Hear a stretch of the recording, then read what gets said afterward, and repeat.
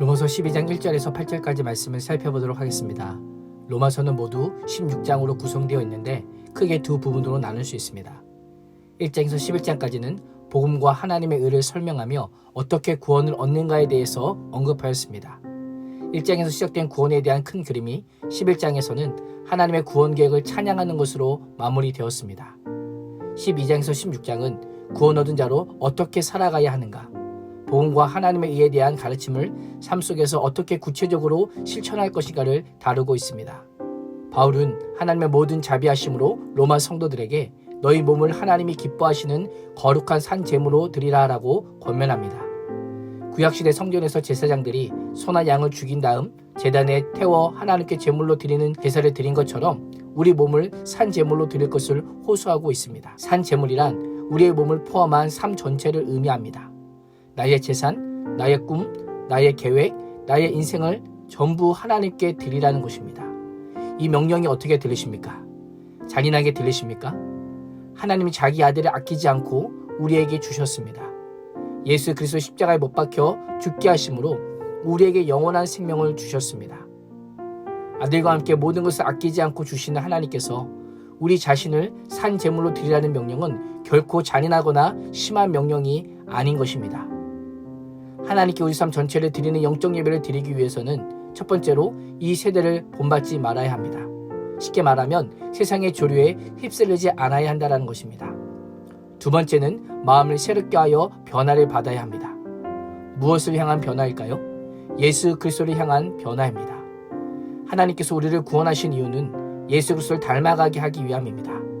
그래서 우리의 인생의 목표는 예수 그리스도를 닮아가는 것입니다. 변화의 시작이 바로 마음입니다. 변화된 마음이란 순종하며 믿는 마음인 것입니다. 그렇다면 누가 우리의 마음을 변화시킬 수 있을까요? 우리의 마음을 진정으로 변화시킬 수 있는 분은 오직 하나님 한 분밖에 없는 것입니다. 그래서 바울은 오직 마음을 새롭게 함으로 변화를 받으라라고 명령하고 있습니다. 우리는 매일같이 내 마음이 이 세대를 본받지 말고 예수 그리스도를 닮아갈 수 있게 달라고 기도해야만 하는 것입니다. 예수 그리스도를 닮아가는 변화된 마음이 있다면 세 번째는 하나님의 뜻을 나타내는 삶을 살 수 있는 것입니다. 하나님이 우리의 삶에서 무엇을 원하는지를 분별할 수 있게 되는 것입니다. 분별하다라고 하는 단어는 증명하다, 나타내다라고 하는 의미입니다. 사람들에게 그래 이런 삶이 바로 하나님의 선하시고 온전하신 뜻이구나 라는 그 말을 들을 수 있는 삶을 살라라고 하는 것입니다. 예수님의 삶이 그러했습니다. 예수님은 사역하시는 동안 내 뜻을 이루기 위해 온 것이 아니라 나는 나를 보내시는 분의 뜻을 행하기 위해 하늘에서 왔다라고 종종 말씀하셨습니다. 말씀하실 뿐 아니라 하나님의 뜻을 이루시기 위해 십자가에 죽기까지 복종하셨습니다. 3절에서 8절은 하나님의 뜻을 나타내는 삶의 모습으로 은사를 통해 예수 그리스도의 머리로 하는 한 몸의 지체로 살 것을 명령하고 있습니다. 바울은 가장 먼저 마땅히 생각할 그 이상의 생각을 품지 말라고 명령합니다. 한마디로 교만하지 말라는 것입니다. 자신을 과대평가하는 것은 하나님과 사람 앞에서 자신의 의를 드러내는 어리석음이 될 수 있음을 우리는 기억해야 하는 것입니다.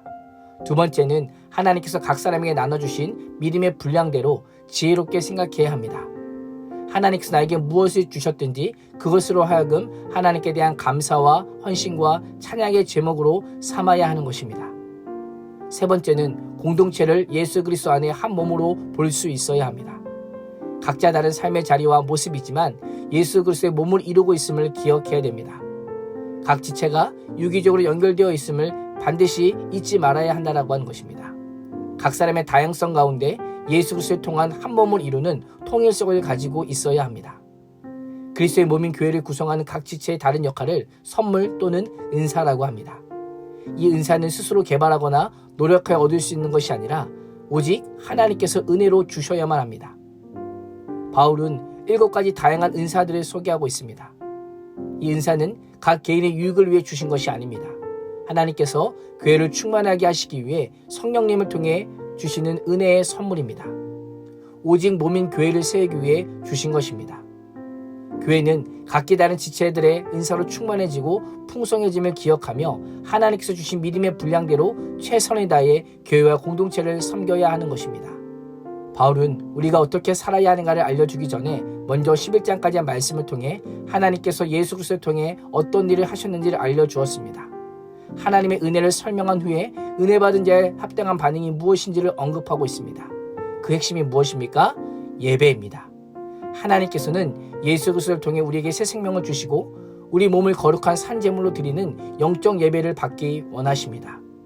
오늘 하루도 이 세대를 본받지 말고 성령으로 마음이 변화되어 하나님의 선하시고 기뻐하시고 온전하신 뜻에 따라 영적인 삶의 예배를 드릴 수 있는 예배자로 우뚝 설 수 있기를 주님의 이름으로 축원합니다.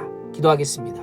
하나님, 하나님을 믿는다고 하면서 이 세대를 본받을 뿐만 아니라 하나님의 선하시고 기뻐하시는 뜻보다는 내 욕심과 욕망과 탐심에 끌려 살았음을 회개합니다.